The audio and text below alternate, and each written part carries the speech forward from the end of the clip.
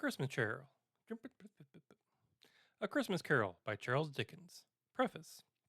I have endeavored in this ghostly little book to raise the ghost of an idea which shall not put my readers out of humor with themselves, with each other, with the season, or with me. May it haunt their houses pleasantly, and no one wish to lay it. Their faithful friend and servant, C.D. December 1843. Stave 1. Marley's Ghost. Marley was dead to begin with. There's no doubt whatever about that. The register of his burial was signed by the clergyman, the clerk, the undertaker, and the chief mourner. Scrooge signed it, and Scrooge's name was good upon change for anything he put his hands to. Old Marley was as dead as a doornail. Mind, I don't mean to say that I know of my knowledge what there is particularly dead about a doornail. I might have been inclined myself to regard a coffin nail as the deadest piece of ironmongery in the trade, but the wisdom of our ancestors is in the simile, and my unhallowed hand shall not disturb it, or the country is done for. You will therefore permit me to repeat emphatically that Marley was as dead as a doornail. Scrooge knew he was dead? Of course he did. Who could it be otherwise? Scrooge and he were partners. I don't know how, for I don't know how many years. Scrooge was his sole executor, his sole administrator, his sole sign, his sole residuary legatee, his sole friend and sole mourner. And even Scrooge was not so dreadfully cut up by the sad event, but that he was an excellent man of business on the very day of the funeral, and solemnized it with an undoubted bargain. The mention of Marley's funeral brings me back to the point I started from. There is no doubt that Marley was dead. This must be distinctly understood, or nothing wonderful can come from of the story I am going to relate. If we were not particularly convinced that Hamlet's father died before the play began, there would be nothing more remarkable in his taking a stroll at night in an easterly wind upon his own ramparts than there would be in any other middle-aged gentleman rashly turning about out after dark in a breezy spot, say St. Paul's churchyard, for instance, literally to astonish his son's weak mind. Scrooge never painted out old Marley's name. There it stood, years afterwards, above the warehouse door, Scrooge and Marley. The firm was known as Scrooge and Marley. Sometimes people new to the business called Scrooge Scrooge, and sometimes Marley, but he answered to both names. It was all the same to him. Oh, but he was a tight-fisted hand at the grindstone, Scrooge, a squeezing, retching, grasping, scraping, clutching, covetous old sinner. Hard and sharp as flint, from which no steel had ever struck out generous fire, secret and self-contained, and solitary as an oyster. The cold within him froze his features, nipped his pointed nose, shriveled his cheek, stiffened his gait, made his eyes red, his thin lips blue, and spoke out shrewdly in his grating voice. A frosty rime was on his head, and on his eyebrows, and his wiry chin. It carried his own low temperature always about with him. He iced his coffee in the dog days, and didn't thaw it 1 degree at Christmas. External heat and cold had no influence on Scrooge. No warmth could warm, no wintry weather could chill him. No wind that blew was bitter than he, no falling snow was more intent upon its purpose, no pelting rain less upon to entreaty. Foul weather didn't know where to have him. The heaviest rain and snow and hail and sleet could boast of the advantage over him in only one respect. He often came down handsomely, and Scrooge never did. Nobody ever stopped him in the street to say, with gladsome looks, "My dear Scrooge, how are you? When will you come to see me?" No beggars implored him to bestow a trifle. No children asked him what it was o'clock. No man or woman ever once in all his life inquired the way to such and such a place of Scrooge. Even the blind man's dogs appeared to know him, and when they saw him coming on, would tug their owners into doorways and up courts, and then would wag their tails as though they said, "No eye at all is better than an evil eye, dark master." But what did Scrooge care? It was the very thing he liked, to edge his way along the crowded paths of life, warning all human sympathy to keep its distance, was what the knowing ones called nuts to Scrooge. Once upon a time, of all good days in the year, on Christmas Eve, old Scrooge sat busy in his counting house. It was cold, bleak, biting weather, foggy withal, and he could hear the people in the court outside go wheezing up and down, beating their hands upon their breasts and stamping their feet upon the pavement stones to warm them. The city clocks had only just gone 3, but it was quite dark already. It had not been light all day, and the candles were flaring in the windows of the neighboring offices like ruddy smears upon the palpable brown air. The fog came pouring in at every chink and keyhole, and was so dense without that although the court was of the narrowest, the houses opposite were mere phantoms. To see the dingy cloud come drooping down, obscuring everything, one might have thought that nature lived hard by and was brewing on a large scale. The door of Scrooge's counting house was open, that he might keep his eye upon his clerk, who, in a dismal little cell beyond, a sort of tank, was copying letters. Scrooge had a very small fire, but the clerk's fire was so very much smaller that it looked like one coal. But he couldn't replenish it, for Scrooge kept a coal box in his own room, and so surely as the clerk came in with the shovel, the master predicted that it would be necessary for them to part. Wherefore the clerk put on his white comforter and tried to warm himself at the candle, in which effort, not being a man of strong imagination, he failed. "A Merry Christmas, Uncle! God save you!" cried a cheery voice. It was the voice of Scrooge's nephew, who came upon so quickly that this was the first intimation he had of his approach. "Bah!" said Scrooge. "Humbug!" He was so heated himself so with rapid walking in the fog and frost, this nephew of Scrooge's, that he was all in a glow. His face was ruddy and handsome, his eyes sparkled, and his breath smoked again. "Christmas a humbug, uncle?" said Scrooge's nephew. "You don't mean that, I'm sure." "I do," said Scrooge. "Merry Christmas." "What right have you to be merry? What reason have you to be merry? You're poor enough." "Come, then," returned the nephew gaily. "What right have you to be dismal? What reason have you to be morose? You're rich enough." Scrooge, having known better answer ready on the spur of the moment, said "Bah!" again, and followed up with "Humbug." "Don't be cross, uncle," said the nephew. "What else can I be?" returned the uncle, "when I live in such a world of fools as this? Merry Christmas, out upon Merry Christmas. What's Christmas time to you but a time for paying bills without money? A time for finding yourself a year older and not an hour richer? A time for balancing your books and having every item in them through a rough dozen of months presented dead against you? If I could work my will," said Scrooge indigently, "every idiot who goes about with Merry Christmas on his lips should be boiled with his own pudding and buried with a stake of holly through his heart. He should." "Uncle!" pleaded the nephew. "Nephew!" returned the uncle sternly. "Keep Christmas in your own way and let me keep it in mine." "Keep it?" repeated Scrooge's nephew. "But you don't keep it." "Let me leave it alone, then," said Scrooge. "Much good may it do you, much good it has ever done you." "There are so many things from which might have derived good, but which I have not profited, I dare say," returned the nephew. "Christmas among the rest. But I am sure I have always thought of Christmas time when it was come around, apart from the veneration due to its sacred name and origin, if anything belonging to it can be apart from that, as a good time, a kind, forgiving, charitable, pleasant time, the only time I know of in the long calendar of the year when men and women seem by one consent to open their shut up hearts freely, and to think of people below them as if they were fellow passengers to the grave, and not another race of creatures bound on other journeys. And therefore, uncle, though it has never put a scrap of gold or silver in my pocket, I believe that it has done me good, and will do me good, and I say, God bless it." The clerk in the tank involuntarily applauded. Becoming intimately sensible of the impropriety, he poked the fire and extinguished the last frail spark forever. "Let me hear another sound from you," said Scrooge, "and you'll keep your Christmas by losing your situation. You're quite a powerful speaker, sir," said, turning to his nephew.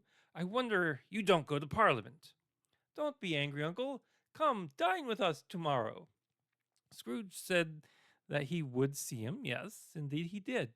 He went the whole length of the expression and said that he would see him in that extremity first. "But why?" said Scrooge's nephew. "Why?" "Why did you get married?" said Scrooge. "Because I fell in love." "Because you fell in love," growled Scrooge, as if it were the only thing in the world more ridiculous than a Merry Christmas. "Good afternoon." Nay, uncle, but you never came to see me before that happened. Why give it as a reason for not coming now? Good afternoon, said Scrooge. I want nothing from you. I ask nothing of you. Why cannot we be friends? Good afternoon, said Scrooge. I am sorry, with all my heart, to find you so resolute. We have never had any quarrel to which I have been a party, but I have made the trial in homage to Christmas, and I'll keep my Christmas humor to the last.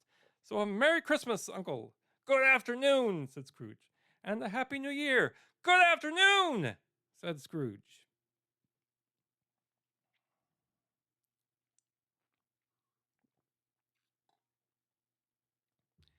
His nephew left the room without an angry word, notwithstanding. He stopped at the outer door to bestow the greetings of the season on the clerk, who, cold as he was warmer than Scrooge, but he returned them cordially. There's another fellow, murmured Scrooge, who overheard him. My clerk, with 15 shillings a week and a wife and a family, thinking about a Merry Christmas. I'll retire to Bedlam. This lunatic, in laying Scrooge's nephew out, had let two other people in. They were portly gentlemen, pleasant to behold, and now stood with their hats off in Scrooge's office. They had books and papers in their hands and bowed to him. Scrooge and Marley's, I believe, said one of the gentlemen, referring to his list. Have I the pleasure of addressing Mr. Scrooge or Mr. Marley? Mr. Marley has been dead these 7 years, Scrooge replied. He died 7 years ago this very night. We have no doubt his liberality is well represented by his surviving partners, said the gentleman, presenting his credentials. It certainly was, for they had been two kindred spirits at the ominous liberality. Scrooge frowned and shook his head and handed the credentials back. At this festive season of the year, Mr. Scrooge, said the gentleman, taking up the pen, it is more than usually desirable that we should make some slight provision for the poor and destitute who suffer greatly at the present time. Many thousands are in want of common necessities. Hundreds of thousands are in want of common comforts, sir. Are there no prisons? Asked Scrooge. Plenty of prisons, said the gentleman, laying down the pen again. And the union workhouses, demanded Scrooge. Are they still in operation? They are still, returned the gentleman. I wish I could say that they were not. The treadmill and the poor law are in full vigor, then, said Scrooge. Both very busy, sir. Oh, I was afraid from what you had from what you said at first that something had occurred to stop them in their useful course, said Scrooge. I'm very glad to hear it. Under the impression that they scarcely furnish Christian cheer of mind or body to the multitude, returned the gentleman, a few of us are endeavoring to raise a fund to buy the poor some meat and drink and means of warmth. We choose this time because it is a time of all others when want is keenly felt and abundance rejoices. What shall I put you down for? Nothing, Scrooge said. Scrooge replied. You wish to be anonymous? I wish to be left alone, said Scrooge. Since you ask me what I wish, gentlemen, that is my answer. I don't make merry myself at Christmas. I cannot afford to make idle people merry. I help to start the establishments I have mentioned. They cost enough, and those who are badly off must go there. Many cannot go there, and many would rather die. If they would rather die, said Scrooge, they'd better do it and decrease the surplus population. Besides, excuse me, I don't know that. But you might know it, observed the gentleman. It's not my business, Scrooge returned. It's enough for a man to understand his own business and not to interfere with other people's. Mine occupies me constantly. Good afternoon, gentlemen. Seeing clearly that it would be useless to pursue their point, the gentleman withdrew. Scrooge resumed his labor with an improved opinion of himself, in a more fastidious temper than it was usually with him. Meanwhile, the fog and darkness thickened, so that people ran about with flaring links, offering their services to go before horses and carriages and conduct them on their way. The ancient tower of church, whose gruff old bell was always peeping slyly down at Scrooge out of a Gothic window in the wall, became invisible and struck the hours and quarters in the clouds with tumultuous vibrations afterwards, as if its teeth were chattering in its frozen head up there. The cold became intense. In the main street at the corner of the court, some laborers were repairing the gas pipes and lighted a great fire in a brazier, round with a party of ragged men and boys were gathered, warming their hands and winking their eyes before the blaze in rapture. The water plug, being left in solitude, its overflowing slowly congealing, and turned to misanthropic ice. The brightness of the shops where holly sprigs and berries crackled in the lamp heat of the windows made pale faces ruddy as they passed. Poulterers and grocers' trades became a splendid joke, a glorious pageant with which it was next to impossible to believe in that such dull principles as bargain and sale had anything to do. The Lord Mayor in the stronghold of the mighty mansion house gave orders to his 50 cooks and butlers to keep Christmas as a Lord Mayor's household should, and even the little tailor with whom he had fined 5 shillings on the previous Monday for being drunk and bloodthirsty in the streets, stirred up tomorrow's pudding in his garret while his lean wife and baby sailed off to buy the beef. Foggier yet and colder. Piercing, searching, biting cold. If the good St. Justin had but nipped the evil spirit's nose with a touch of such winter as that, instead of using his familiar weapons, then indeed he would have roared his lusty purpose. The owner of one scant young nose, gnawed mumbled by the hungry cold as bones are gnawed by dogs, stooped down at Scrooge's keyhole to regale him with a Christmas carol. But at the first sound of God bless you, merry gentlemen, may nothing you dismay, Scrooge seized the ruler with such energy of action that the singer fled in terror, leaving the keyhole to the fog and even more congealed frost. At length, the hour of shutting up the counting house arrived. With an ill will, Scrooge dismounted from his stool and tactfully admitted the fact to his expectant clerk in the tank, who instantly snuffed his candle out and put on his hat. You want all day tomorrow, I suppose, said Scrooge. If quite convenient, sir. It is not convenient, said Scrooge, and it's not fair. If I was to stop half a crown for it, you'd think yourself ill used, I'll be bound. The clerk smiled faintly. And yet, said Scrooge, you don't think me ill used when I pay a day's wages for no work. The clerk observed, only that was only once a year. A poor excuse for picking a man's pocket every 25th of December, said Scrooge, buttoning his greatcoat to his chin. But I suppose you must have the whole day. Be here all the earlier next morning. The clerk promised that he would, and Scrooge walked out with a growl. The office was closed in a twinkling, and the clerk, with the long ends of his white comforter dangling below his waist, for he boasted no greatcoat, went down a slide on Cornhill at the end of the lane of boys 20 times in honor of its being Christmas Eve, and then ran home to Camden Town as hard as he could pelt at play at Blind Man's Bluff. Scrooge took his melancholy dinner in its usual melancholy tavern, and having read all the newspapers and beguiled the rest of the evening with his banker's book, went home to bed. He lived in chambers which had once belonged to his deceased partner. There were a gloomy suite of rooms and a lowering pile of building up a yard, where it had so little business to be, and one could scarcely help fancying it must have run there when it was a young house, playing a hide and seek with other houses and forgotten the way out again. It was old enough now and dreary enough, for nobody lived in it but Scrooge, the other rooms being all let out as offices. The yard was so dark that even Scrooge, who knew its every stone, was fain to grope with his hands.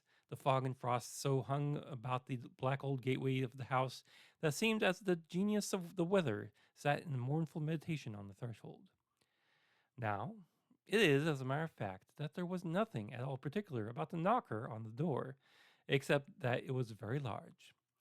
It is also a fact that Scrooge had seen it night and morning during his whole residence in the place. Also, that Scrooge had as little as of what is called fancy about him as any man in the city of London, even including, which is a bold word, the corporation, aldermen, and livery. Let it also be borne in mind that Scrooge had not bestowed one thought of Marley since his last mention of his 7 years dead partner that afternoon. And then let any man explain to me, if he can, how it happened that Scrooge, having his key in the lock of the door, saw in the knocker, without its undergoing any intermediate process of change, not a knocker, but Marley's face. Marley's face. It was not an impenetrable shadow as the other objects in the yard were, but had dismal light about it, like a bad lobster in a dark cellar. It was not angry or ferocious, but looked at Scrooge as Marley used to look, with ghostly spectacles turned up on its ghostly forehead. The hair was curiously stirred, as if by breath or hot air, and though the eyes were wide open, they were perfectly motionless. That and its livid color made it horrible, but its horror seemed to be in spite of the face and beyond its control, rather than a part of its own expression. As Scrooge looked fixedly at this phenomenon, it was a knocker again. To say that he was not startled or that his blood was not conscious of a terrible sensation to which it had been a stranger from infancy would be untrue. But he had put his hand upon the key, he had relinquished, turned it sturdily, walked in, and lighted his candle. He did pause with a moment's irresolution before he shut the door, and he did look cautiously behind it first, as if he half expected to be terrified with the sight of Marley's pigtail sticking out into the hall.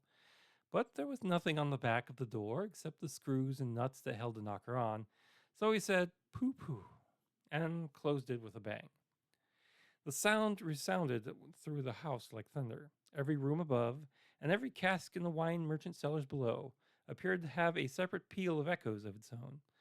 Scrooge was not a man to be frightened by echoes. He fastened the door and walked across the hall, and up the stairs slowly too, trimming his candle as he went. You may talk vaguely about driving a coach and six up a good flight of stairs, or through a bad young Act of Parliament, but I mean to say you might have got a hearse up that staircase and taken it broadwise, and the splinter bar towards the wall and the door towards the balustrades, and done it easy. There was plenty of width for that, and room to spare, which is perhaps the reason why Scrooge thought he saw a locomotive hearse going on before him in the gloom. Half a dozen gas lamps out of the street wouldn't have lighted the entry too well, so you may suppose that it was pretty dark with Scrooge's dip. Up Scrooge went, not caring a button for that. Darkness is cheap, and Scrooge liked it. But before he shut his heavy door, he walked through his rooms to see that all was right. He had just enough recollection of the face to desire to do that. Sitting room, bedroom, lumber room, all as they should be. Nobody under the table, nobody under the sofa. A small fire in the grate, spoon and basin ready, and a little saucepan of gruel. Scrooge had a cold in his head, upon the hob. Nobody under the bed, nobody in the closet, nobody in his dressing gown, which was hanging up in a suspicious attitude against the wall. Lumber room as usual, old fire guard, old shoes, two fish baskets, washing stand on three legs, and a poker. Quite satisfied, he closed his door and locked himself in, double locked himself in, which was not his custom. Thus secured against surprise, he took off his cravat, put on his dressing gown and slippers and his nightcap, and sat down before the fire to take his gruel. It was a very low fire indeed, nothing on such a bitter night. He was obliged to sit close to it and brood over it before he could extract the least sensation of warmth from such a handful of fuel. The fireplace was an old one, built by some Dutch merchant long ago and paved all around with quaint Dutch tiles designed to illustrate the scriptures. There were Cains and Abels, Pharaoh's daughters, queens of Sheba, angelic messengers descending through the air on clouds like feather beds, Abraham's, Belshazzar's, apostles putting off to sea in butter boats, hundreds of figures to attract his thoughts, and yet that face of Marley, 7 years dead, came like a ancient prophet's rod and swallowed up the whole. If each smooth tile had been a blank at first, with power to shape some picture on its surface from the disjointed fragments of his thoughts, there would have been a copy of old Marley's head on every one.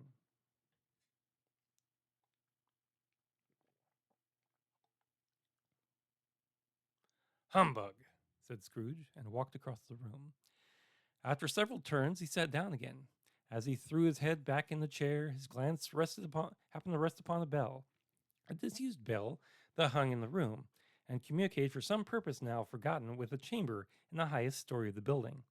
It was with great astonishment and with a strange and inexplicable dread that as he looked, he saw this bell begin to swing. It swung so softly in the outset that it scarcely made a sound, but soon it rang out loudly, and so did every bell in the house. This must have lasted half a minute, or a minute, but it seemed an hour. The bells ceased as they had begun together. They were succeeded by a clanking noise, deep down below, as if some person were dragging a heavy chain over the casks in the wine merchant's cellar. Scrooge then remembered to have heard that ghosts in haunted houses were described as dragging chains. The cellar door flew open with a booming sound, and he heard the noise much louder on the floors below. Then coming up the stairs, then coming straight towards his door. "It's humbug still," said Scrooge. "I won't believe it." His color changed, though, when, without a pause, It came through the heavy door and passed into the room before his eyes. Upon its coming on, the dying flame leaped up as though it cried, "I know him! Marley's ghost!" and fell again. The same face, the very same. Marley in his pigtail, usual waistcoat, tights, and boots, the tassels on of the latter bristling, like his pigtail, and his coat skirts, and the hair upon his head. The chain he drew was clasped about his middle. It was long and wound about him like a tail, and was made, for Scrooge observed it closely, of cash boxes, keys, padlocks, ledgers, deeds, and heavy purses wrought in iron and steel. His body was transparent, so that Scrooge, observing him and looking through his waistcoat, could see the two buttons on his coat behind. Scrooge often heard it said that Marley had no bowels, but he had never believed it until now. No, nor did he believe it even now. Though he looked the phantom through and saw it standing before him, though he felt the chilling influence of its cold dead eyes and marked the very texture of the folded kerchief bound about its head and chin, which wrapper he had not observed before, he was still incredulous and fought against his senses. "How now?" said Scrooge, caustic and cold as ever. "What do you want with me?" "Much." Marley's voice, no doubt about it. "Who are you?" "Ask me who I was." "Who are you then?" said Scrooge, raising his voice. "You're particular for a shade." He was going to say to a shade, but substitute this as more appropriate. "In life, I was your partner, Jacob Marley." Can you sit down?" asked Scrooge, looking doubtful at him. "I can." "Do it then." Scrooge asked the question because he didn't know whether a ghost so transparent might find himself in a caution to take a chair, and felt that in the event of its being impossible, it might involve a necessity of an embarrassing explanation. But the ghost sat down on the opposite side of the fireplace, and if he were quite used to it. "You don't believe in me?" observed the ghost. "I don't," said Scrooge. "What evidence would you have of my reality beyond that of your senses?" "I don't know," said Scrooge. "Why do you doubt your senses?" "Because a little thing affects them. A slight disorder of the stomach makes them cheat. You may be an undigested bit of beef, a blot of mustard, a crumb of cheese, a fragment of an underdone potato. There's more of gravy than of grave about you, whatever you are." Scrooge was not much in the habit of cracking jokes, nor did he feel in his heart by any means waggish then. The truth is that he tried to be smart, as a means of distracting his own attention and keeping down his terror, for the spectre's voice disturbed the very marrow in his bones. To sit staring at those fixed glazed eyes in silence for a moment would play. Scrooge felt the very deuce with him. There was something very awful, too, in the spectre's being provided with an infernal atmosphere of its own. Scrooge could not feel it himself, but this was clearly the case. For though the ghost sat perfectly motionless, its hair and skirts and tassels were still agitated as if by the hot vapor from an oven. "You see this toothpick?" said Scrooge, returning quickly to the charge, for the reason just assigned, and wishing that it were only for a second to divert this vision stony gaze from him. "I do," replied the ghost. "You are not looking at," said Scrooge. "But I see it," said the ghost, notwithstanding. "Well, I have but to swallow this, and be for the rest of my days persecuted by a legion of goblins, all of my own creation. Humbug, I tell you, humbug." As this, the spirit raised a frightful cry and shook its chain with such dismal and appalling noise that Scrooge held on tight to his chair to save himself from falling in a swoon. But how much greater was his horror when the phantom, taking off the bandage around his head as if it were too warm to wear indoors, its lower jaw dropped down to its breast. Scrooge fell to his knees and clasped his hands before his face. "Mercy!" he said. "Dreadful apparition! Why do you trouble me?" "Man of the worldly mind," replied the ghost, "do you believe in me or not?" "I do," said Scrooge. "I must. But why do spirits walk the earth, and why do they come to me?" "It is required of every man," the ghost returned, "that the spirit within him should walk abroad alongside his fellow men, and travel far and wide. And if that spirit goes not forth in life, it is condemned to do so after death. It is doomed to wander through the world. Oh, woe is me! And witness what it cannot share, but might have shared on earth, and turned to happiness." Again, the spectre raised a cry and shook its chain and wrung its shadowy hands. You are fettered, said Scrooge, trembling. Tell me why. I wear the chain I forged in life, replied the ghost. I made it link by link and yard by yard. I girded it of my own free will, and of my own free will I wore it. Is its pattern strange to you? Scrooge trembled more and more. Or would you know, pursued the ghost, the weight and length of the strong coil you bear yourself? It was full as heavy and as long as this 7 Christmases ago. You have labored on it since. It is a ponderous chain. Scrooge glanced about him on the floor, in the expectation of finding himself surrounded by some 50 or 70 fathoms of iron cable, but he couldn't see nothing. Jacob, he said imploringly, old Jacob Marley, tell me more. Speak comfort to me, Jacob. I have none to give you, the ghost replied. It comes from other regions, Ebenezer Scrooge, and is conveyed by other ministers to other kinds of men. Nor can I tell you what I would. I very little more is all permitted to me. I cannot rest, I cannot stay, I cannot linger anywhere.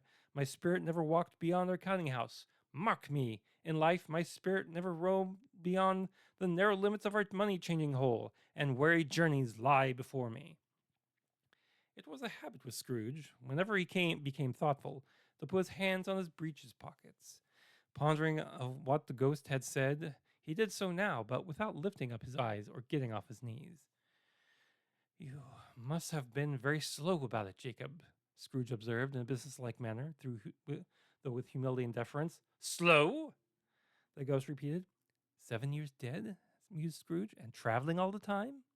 The whole time, said the ghost. No rest, no peace, incessant torture of remorse. You travel fast? Said Scrooge. On the wings of the wind, replied the ghost. You might have got over a great quantity of ground in 7 years, said Scrooge. The ghost, on hearing this, set up another cry and clanked its chain so hideously in the dead silence of the night that the ward would have been justified in indicating it for a nuisance. "Oh, captive bond and double irons!" cried the phantom, "not to know that ages of incessant labor by immortal creatures for this earth must pass it into eternity before the good of which is susceptible is all developed. Not to know that any Christian spirit working kindly in its little sphere, whatever it may be, will find its mortal life too short for its vast means of usefulness.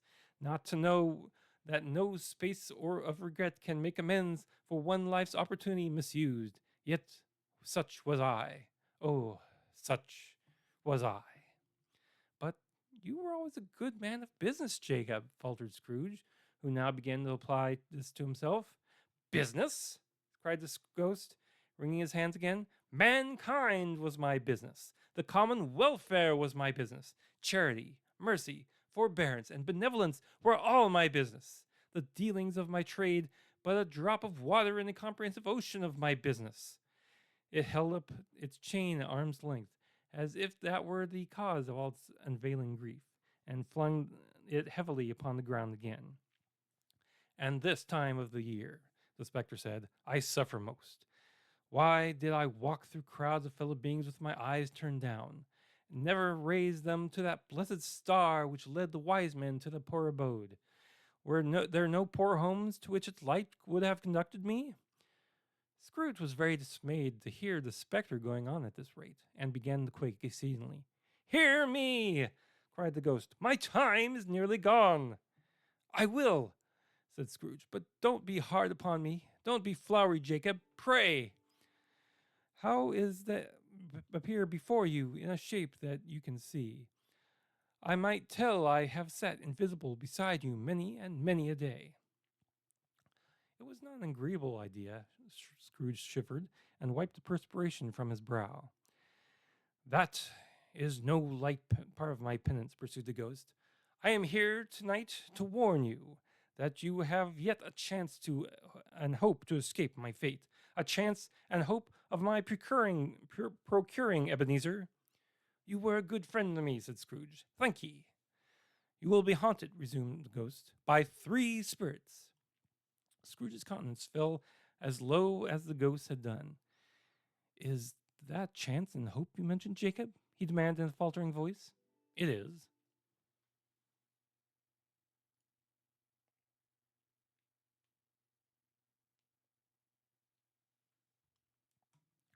I think I'd rather not, said Scrooge.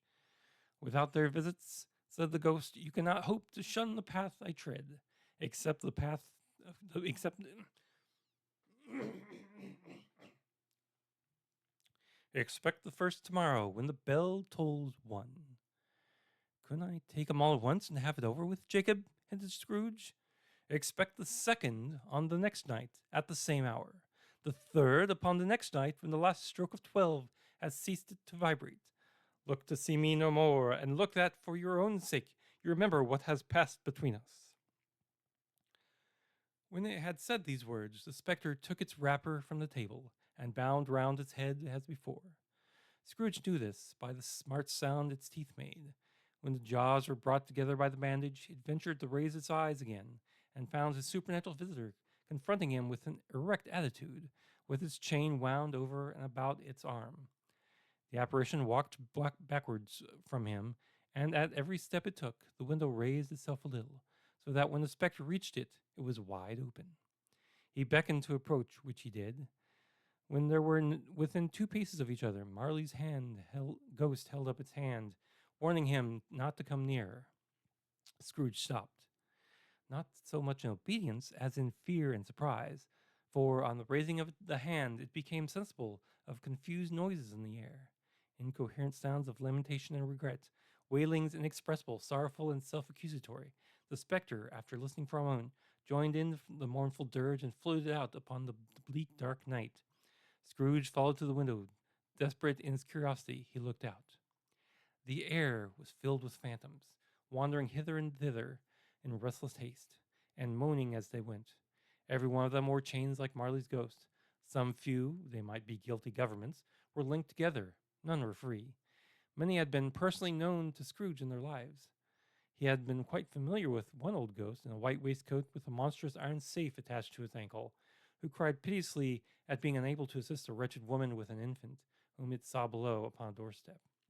The misery with them all was clearly that they sought to interfere for good in human matters, but had lost the power forever. Whether these creatures faded into mist or mist enshrouded them, he could not tell.